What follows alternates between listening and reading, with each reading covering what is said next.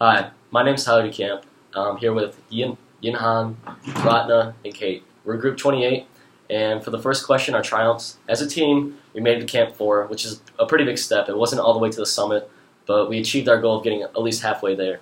At least with our group, we didn't argue as much as I heard from other group members with their teams, and because we took everyone's opinion into account, which I feel like helped us the most, we were able to come to a conclusion very easily and precisely, which helped us get to Camp 4 without anyone being taken back to the base camp. Now, question 2, the decisions that we had to made, we listened to everyone's opinion, analyzed each team member's opinion and how we were actually performing, and we used that to make a group decision. We kind of did like a pros and cons of everyone's status or how they were doing at that moment in time, if we should move along or if we should stay back. This also could be related to any industry, pretty much in the real world, but specifically to a tech industry. In order to create and sell a new product, there's going to be a group of engineers making one product, and you're going to have maybe an ME, an IE, maybe even an Aero, depending on what the product actually is. And they all have to work together as a group to make this product, get it passed, approve the testing, and it can also be used in the accounting world, the sales department, especially when you're working as a team trying to land a sale with another company. And these people just need to be able to communicate and come to one solid decision, which we did as a group pretty well. Now the biggest challenges that we had was that one of our group members did not actually show, and we tried contacting him quite a few times actually. Ratna tried emailing him, and then she went to the TA and actually tried getting his email. She got 2 different emails, and he never responded until much later after the simulation, and then he never actually did show up for this group presentation. That was a little downfall, and it hurt our score pretty badly actually.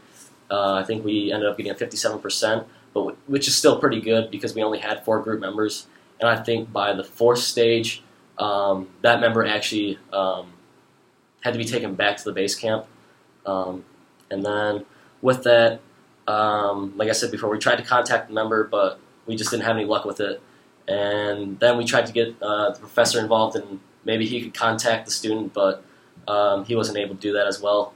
And then we just finally decided to go ahead and do the simulation without the team member.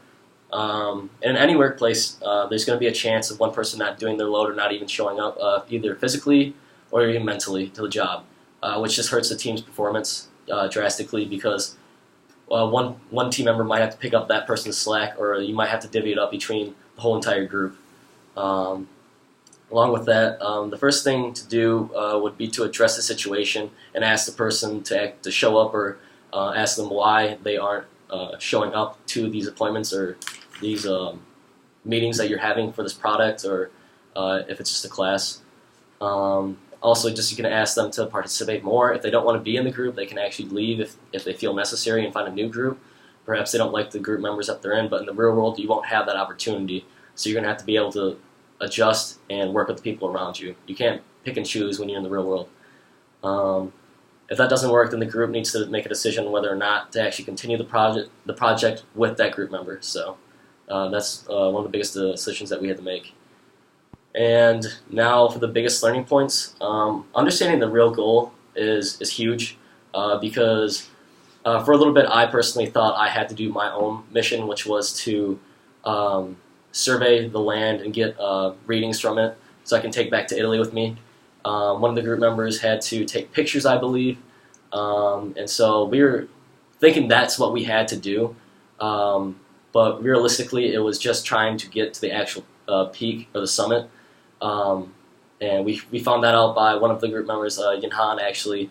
Her boyfriend figured that out when he did the simulation earlier, and they got a much higher score than us, even though they only had about 2 members, I think it was, to actually reach the summit.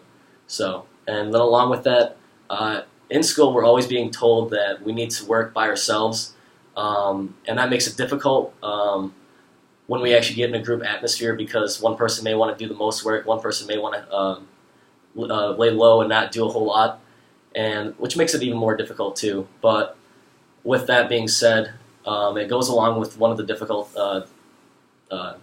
instances that we had with this group, with one member not showing up. So we actually had to kind of divvy up his portion, which we really couldn't do a whole lot of because he was the weather guy.